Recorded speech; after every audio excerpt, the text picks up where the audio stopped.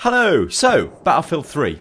Now, I'm guessing everybody knows what FOV stands for, or field of view. It's how much you can actually see on the screen at any given time.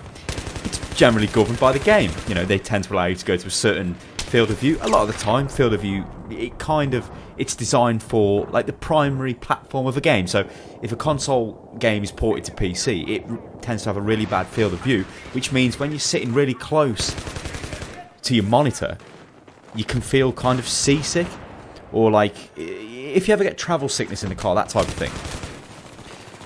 But people tend to like different styles or different ranges of field of view. Now for me, I like 115. If I can change my game to 115 field of view, I love it. It's the best.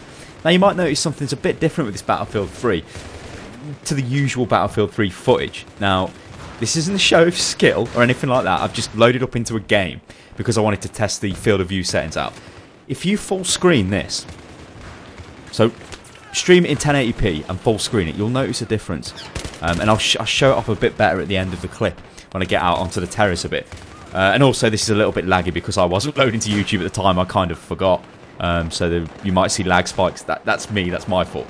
But there is a if you want to edit your field of view, I'm going to put a link in the description which goes to it goes to cybergame.com, and essentially a guy's put a really basic guide, and it is really simple. All you need to do is download Notepad++, which is a hex editor, because you can't just use Notepad to edit the settings files because the game won't load, or the game will just re-download the same file and nothing will change. And this was a really shoddy knife attempt, but worked in the end, so whatever, what do I care?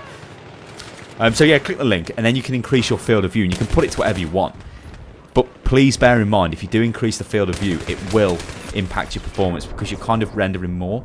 You know, like you see more on the screen, so you're rendering more at any one given time, and it can be laggy. So you need a fairly powerful computer if you're going to go extreme.